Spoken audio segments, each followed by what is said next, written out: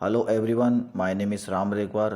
Guys, आज के इस वीडियो में हम सीखने वाले हैं एब्स्ट्रैक्ट नाउन, जिसका अर्थ क्या होता है, भाववाचक। तो चलिए इसके डेफिनेशन के बारे में हम लोग जानते हैं। An abstract noun an abstract noun is the, क्या कहेंगे हम इसको, is the name of which thing. अभी मैं इसको एक्सप्लेन करूँगा, राइट। तो we can't see or touch but only feel. इतना आप समझ गए होंगे। अब इसकी डेफिनेशन हम थोड़ा समझ लेते हैं। डेफिनेशन में क्या दिया हुआ है। एन क्या एक आर्टिकल है। एब्स्ट्रैक्ट एक भाववाचक संज्ञा, क्या बोलेंगे, एक भाववाचक संज्ञा है, नाम है। एक भाववाचक संज्ञा का क्या है, नाम है, जो वस्तु को बताता है। विच जो वस्तु का है। तो इसको हम क्या कर सकते हैं, उस वस्तु को क्या कर सकते हैं, उस चीज़ को। वी कांट सी, हम उसको देख नहीं सकते। मतलब ये एक ऐसा नाउन है ना, ये एक नाउन है, क्या है, भाववाचक, जिसको हम क्या कर सकते हैं, वी कांट सी, हम इसको क्या देख नहीं सकते, और या इसको छू नहीं सकते, लेकिन हम इसे क्या कर सकते हैं, फील कर सकते हैं। हम इसे सिर्फ क्या कर सकते हैं, फील कर सकते हैं, है ना। ये आप समझ गए होंगे। यानी कुल मिला के बात ये है, कोई भावना है तो हम किसी भावना को देख सकते हैं क्या, नहीं देख सकते। छू सकते हैं क्या, नहीं छू सकते, लेकिन हम इसे क्या फील कर सकते हैं, महसूस कर सकते हैं कि हाँ ये ऐसी भावना है, ये ऐसी बात है ना। गुस्सा गुस्सा कोई किसी ने देखा है क्या, नहीं। ये फील है, फील, ठीक है, ये हम फील करते हैं।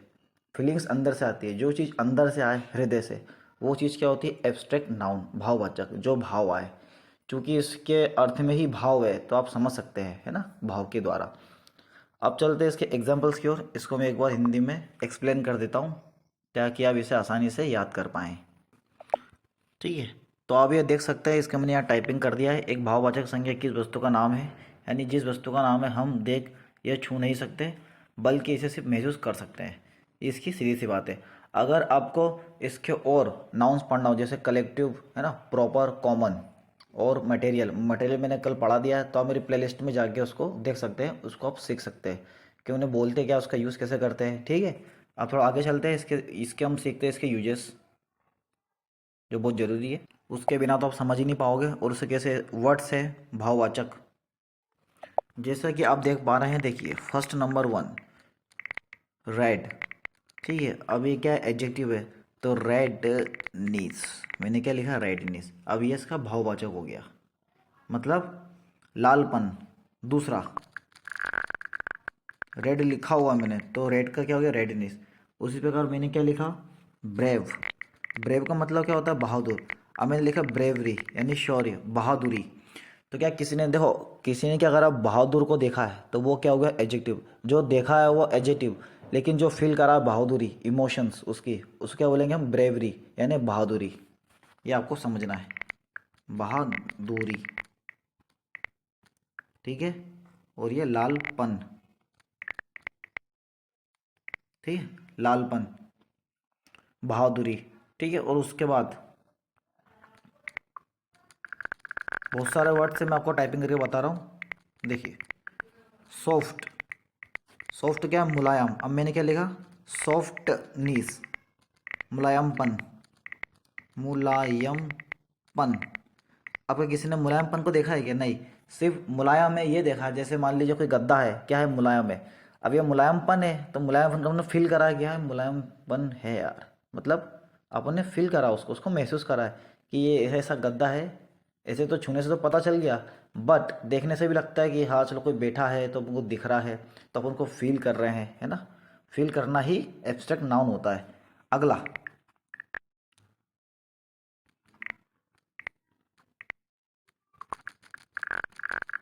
अगला है हमारा चौथा वाला। और जैसे कि मैंने लिखा ग्रेट, ग्रेट का अर्थ क्या होता है, महान। मैंने लिखा ग्रेटनेस, महानता, महानता, महानता। अब चूंकि ग्रेट, मान लीजिए कोई व्यक्ति ग्रेट है, मतलब बहुत महान व्यक्ति है। अब उस मैंने क्या लिख दिया, ग्रेटनेस, क्या लिख दिया मैंने, ग्रेटनेस लगा दिया। तो क्या उसकी महानता हुई, उसका अर्थ क्या हुआ, महानता। तो वास्तव में उसकी महानता थी कि उसने उन बच्चों को बचाया आतंकवादियों के कब्जे से, है ना। तो ग्रेटनेस क्या हो गई, महानता। ये आपको समझना है। ये क्या हमारा एब्स्ट्रैक्ट और ये क्या हमारे एडजेक्टिव। एडजेक्टिव से एब्स्ट्रैक्ट भाववाचक नाउन कैसे बना है वही मैं आपको बता रहा हूँ, ठीक है। तो अपने को खाली ये इससे मतलब है, ये तो खाली समझने समझाने के लिए मैंने लिखा हुआ है एडजेक्टिव। अपने को इनसे मतलब है, ये रेडनेस, ब्रेवरी, सॉफ्टनेस, ग्रेटनेस, आपको सिर्फ इस पे ध्यान देना है। एडजेक्टिव मैं आपको आगे पढ़ाऊंगा। थोड़ा ये बैक कर लेता हूँ, बहुत इजी रहेगा। देखिए अब जैसे मैंने लिखा स्वीट, तो जैसे कि आप देख पा रहे हैं स्वीट्स, स्वीट्स का मतलब मिठाई भी होता है और अच्छा भी होता है। जैसे अपन कहते हैं ना, हाउ स्वीट, आप कितने अच्छे हो, है ना। तो उसी प्रकार इसका मतलब अच्छा भी होता है, मिठाई भी होती है। स्वीट्स कर दिया तो मैंने, मिठाई भी हो जाएगी। तो स्वीट क्या लिखूँगा मैं, स्वीटनेस, स्वीटनेस यानी अच्छापन, अच्छापन, ठीक है। यह मैंने लिख लिया है अच्छापन। तो ये आपको बिल्कुल ध्यान देना है। आप समझ गए होंगे कि एब्स्ट्रैक्ट नाउन का यूज कैसे करते हैं, और दूसरी बात इनकी पहचान क्या होती है, ठीक है। जो फील हो है वो सीधी सी बात है एब्स्ट्रैक्ट नाउन होता है। अब हम थोड़ा इसका यूज़ कर लेते हैं सेंटेंस के द्वारा, ताकि हमें और अच्छे से इसके बारे में समझ में आ जाए। इसको मैं कर रहा हूँ रिमूव, देखिएगा आप, और इसको आप नोट कर लीजिएगा नोटबुक में अपनी। अब यहाँ मैं लिख रहा हूँ सेंटेंस, क्या लिखा मैंने, सेंटेंस। अब हम सेंटेंस बनाएंगे इनके, ताकि हम इसे अच्छे से और समझ पाए डीप में। सेंटेंस, सेंटेंस, सीधी सी बात। क्या लिखा मैंने, फर्स्ट, पहला, honesty is the best policy,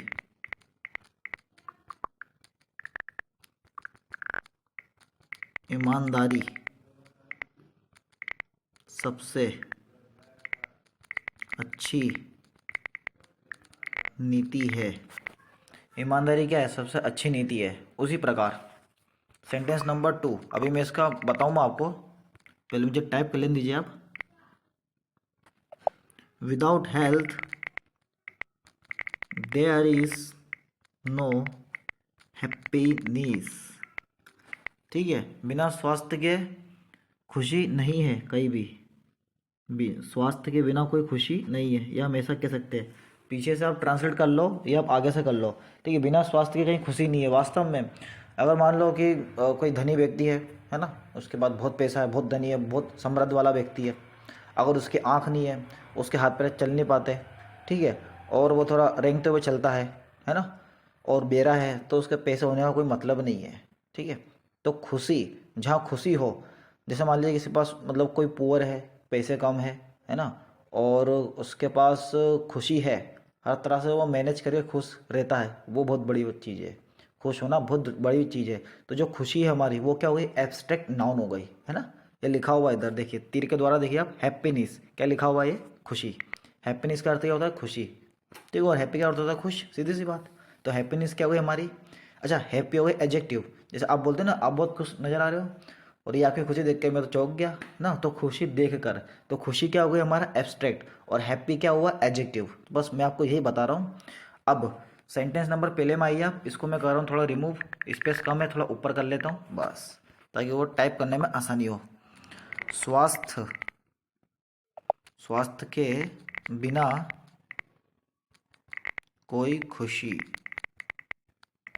नहीं है, स्वास्थ्य के बिना कोई खुशी नहीं है। अब एक बात और इफेक्टिव है इसमें, एक बहुत बड़ा फैक्ट है।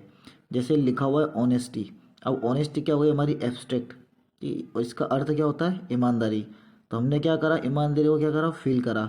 Honesty is the best policy, ठीक है। ईमानदारी सबसे अच्छी नीति है, इसको हमने क्या करा, फील कर रहे हैं। ईमानदारी को किसी ने देखा है क्या आज तक, देखा है क्या, फील करा है ना। अपन कहते हैं ना कि यार ये बहुत ईमानदारी रखता है, यार ये बहुत ईमानदार बंदा है ना, अक्सर हम यही कहते हैं। तो क्या है, जिस चीज़ को हम फील कर रहे हैं ना एब्स्ट्रैक्ट, तो वो हमारा क्या होता है, एब्स्ट्रैक्ट नाउन होता है। उसी प्रकार यहाँ पे भी देखो हैप्पीनेस आया, तो किसी ने खुशी को देखा है क्या, सिर्फ चेहरे पे स्माइल देखी है, लेकिन वास्तव में देखा खुशी को हंसते हुए देखा है क्या? नहीं देखा ना, किसी बंदे को देखा आपने, है ना? तो ये आपने फील करा है कि यार ये बहुत खुश है, और आप भी अंदर से खुश हुए हैं कभी ना। तो भले आपका चेहरा मतलब आप नहीं हंसते हो चार जनों के बीच, लेकिन आप खुश रहते हो। तो किसी ने आपको देखा है क्या कि अंदर से कि आप कितने खुश हो कितने दुखी हो, है ना? दुख भी जो है हमारा क्या है, एब्स्ट्रैक्ट नाउन है। दुख को किसी ने देखा है क्या? ऊपर से देखा, अंदर से फील करा है कि बस फील करने की चीज़ें है। तो जो चीज़ फील करने की वो हमारा क्या होता है, एब्स्ट्रैक्ट नाउन होता है। ठीक है, अब थोड़ा आगे चलता हूँ, इसका एक सेंटेंस और मैं आपको टाइप करके बताता हूँ, उसके बाद मैं आपको बताने वाला हूँ वोकेबलरी। देखिए, he did not make a speech, he did not make a speech, इसमें बहुत बड़ा फैक्ट है, अभी मैं आपको बताता हूँ। ठीक है, उसने स्पीच, उसने भाषण, अच्छा भाषण लिख देता हूँ, कोई दिक्कत नहीं। भाषण, भाषण, उसने भाषण नहीं दिया, नहीं दिया, उसने भाषण नहीं दिया, उन्होंने कोई भाषण नहीं दिया, या उसने भाषण नहीं दिया, यहाँ पे उसने आएगा। क्या है अर्थ, थोड़ा बहुत हम हिंदी में चेंज कर सकते हैं अगर उसका अर्थ थोड़ा अजीब और गरीब लगे तो। उसने भाषण नहीं दिया, तो यहाँ पे हमारा क्या हो गया, ये हमारा सब्जेक्ट हो गया, ये हमारे एक्सिलरी वर्ब, ये हमारा नॉट, ये हमारी वर्ब हो गई मेक, है ना, ये हमारा आर्टिकल हो गया, और ये हमारा नाउन हो गया। अब यहाँ पे देखने वाली बात है, जो नाउन है स्पीच, अब किसी ने स्पीच को सुना है भैया, लेकिन देखा नहीं स्पीच दिखने में कैसी होती है ना, उसको फील करा है। जब सामने वाला बंदा जब स्टेडियम में या कोई प्रोग्राम के स्टेज पर जा रहा होता है ना, डेस्क या मंच पर, तो स्पीच दे रहा होता है, तो हम क्या उसकी सुन रहे होते हैं, फील कर रहे होते हैं उसके वचनों को, उसके प्रवचनों को, कि वो व्यक्ति क्या बोल रहा है। बस मैं आपको वही बता रहा हूँ, जो सामने वाला बोलता है उसको हम उसको क्या करते हैं, फील करते हैं, समझते हैं। जो समझते हैं, फील करते हैं, महसूस करते हैं, वो क्या होता है, हमारा एब्स्ट्रैक्ट नाउन होता है। तो आशा करता हूँ आपको ये समझ में आ गया होगा।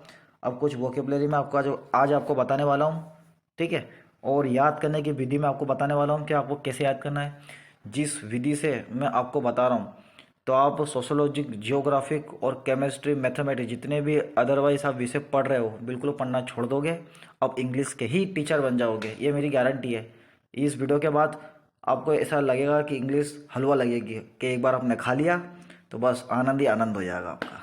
ठीक है, देखिए अब वोकेबलरी में कुछ आपको बता रहा हूँ, और उसी के चलते मैं वो ट्रिक्स मैं आपको बताने वाला हूँ। ऐसे वो कौन सी ट्रिक्स है, थोड़ा सा इसको मैं ऊपर कर देता हूँ, बिल्कुल गारंटीड है भैया। जिनको करना हो वीडियो स्किप वो कर दीजिए, और जिनको कंटिन्यू रखना हो कंटिन्यू करिए। I have no any problem to teach English to you. देखो, एप्सिस, एप्सिस का मतलब क्या होता है, फोड़ा। दूसरा, एप्सिस के बाद क्या होता है हमारा, ठीक है, अबेरंट, अबेरंट, अबेरंट का मतलब क्या होता है, गुमराहा, गुमराहा, गुमराहा।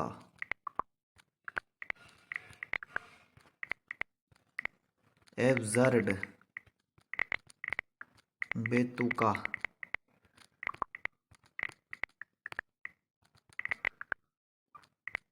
अब्रप्ट, आकस्मिक, ये अचानक।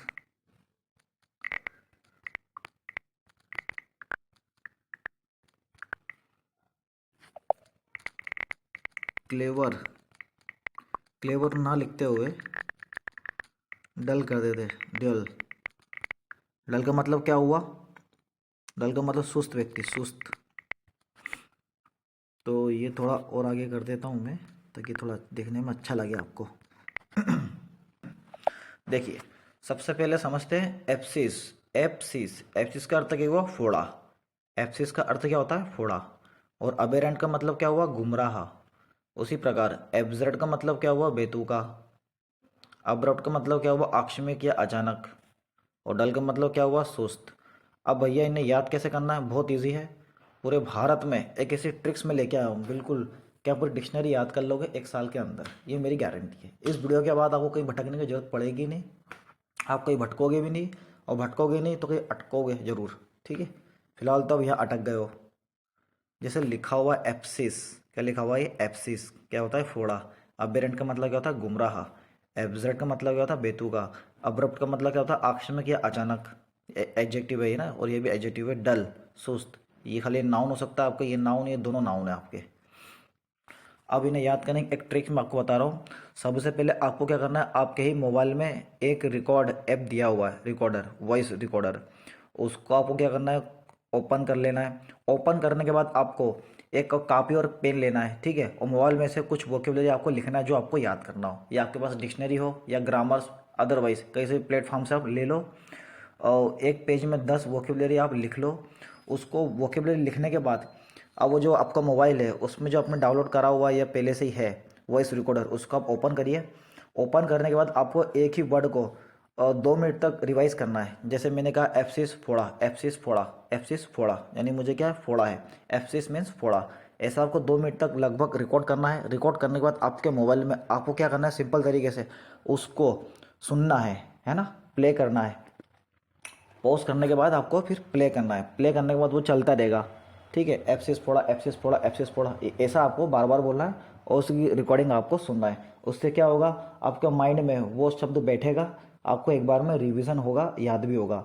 ऐसा कर लेने के बाद आपको उसी वर्ड को फिर मोबाइल साइड में रख कर उसी वर्ड को आपको बार बार बोलना है, एप्सिस, एप्सिस, एप्सिस, एप्सिस। ध्यान से पहले ये एब पढ़ना है, एब, और ये एस, इसमें एस क्या साइलेंट है, तो सी ई डबल एस, तो आपको ऐसे पढ़ना है, एफ सिस, एफ सिस, एफ सिस, एफ सिस। ऐसे आपको लगभग बोलते चले जाना है। कब तक, 2-2 मिनट तक। तो आपका ये 4 मिनट में एक वर्ड आपका बन के तैयार रहेगा। ये आपका वर्ड हमेशा के लिए आपको याद हो जाएगा, ये गारंटी है, ठीक है। और अब लिखना चाहो तो लिख के भी याद कर लो, तो वो तो देखो लिखने वाले तो सब भूल जाते हैं, कोई दिक्कत वाली बात नहीं उसमें। बहुत सारे बैठे हुए हैं जो 20-20, 30-30 वोकेबलरी एक पेज पे लिख लेते हैं आगे पीछे 2-3 पन्नों पे, उन्हें पढ़ते हैं तो भूल जाते हैं। लेकिन ये जो ऐसी चीज़ है, ये क्या है, प्रैक्टिस वाली चीज़ है। तो जो प्रैक्टिस की चीज़ है हमें उसको प्रैक्टिस से ही पूरा करना पड़ेगा। जो लिखने की चीज़ है उसको आप लिखने से करिए ना। ग्रामर, ग्रामर लिखने से आता है, ना कि रटने से आता है, समझने से आता है। समझना पड़ता है उसको लिखने के बाद। उस पर लिखा हुआ है एबेरेंट, एबेरेंट को भी आप ऐसे पढ़िए। एब्सर्ट लिखा हुआ है, अब्रप्ट, डल लिखा हुआ है ना। और ये आपको ऐसा बिल्कुल याद करना इस मेथड से। अगर जिस बंदे ने इस मेथड से याद कर लिया, समझो कि वो तो विद्वान हो गया भैया, वो तो डिक्शनरी में विद्वान हो जाएगा, ठीक है। तो आशा करता हूँ ये वीडियो आपको अच्छा लगा होगा। अच्छा लगा हो तो शेयर करना। Thank you so much for watching my video. कल मिलते हैं एक नए टॉपिक के साथ, एक नए अंदाज में। Thank you so much. Follow my channel.